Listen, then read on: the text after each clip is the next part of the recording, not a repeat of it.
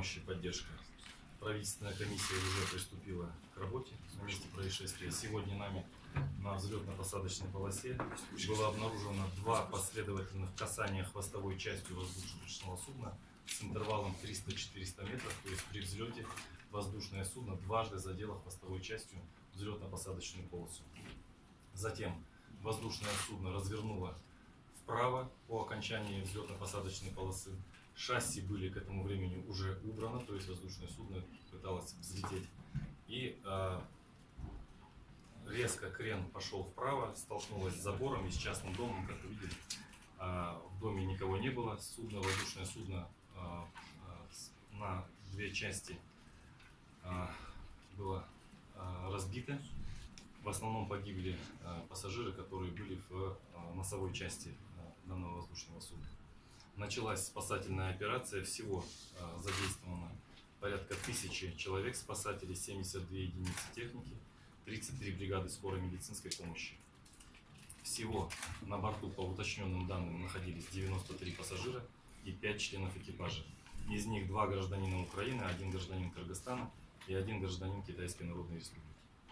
Всего в результате происшествия погибли 12 человек, 8 из них на месте происшествия, 2 человека в больнице и 2 в аэропорту города Алматы. В различные медицинские учреждения города Алматы и области госпитализировано 49 человек, из них 18 человек находятся в тяжелом состоянии. Остальным оказывается медицинская и психологическая помощь. На сегодняшний год, на этот момент по телефонам горячей линии поступило 603 звонка. Спасательные работы на месте происшествия продолжаются. Ведутся следственные действия, бортовые самописцы найдены и изымаются для исследования.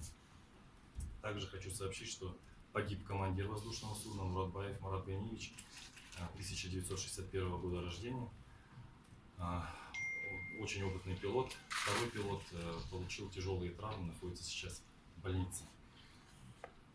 Что касается воздушного судна, то дата его выпуска 1996 год. Свидетельство, сертификат летной годности был продлен в мае текущего года. Данное воздушное судно зарегистрировано в Казахстанском реестре 26 августа 2016 года. Всего в компании Бек-Эйр 10 воздушных судов, из них 9 воздушных судов с действующим сертификатом летной годности.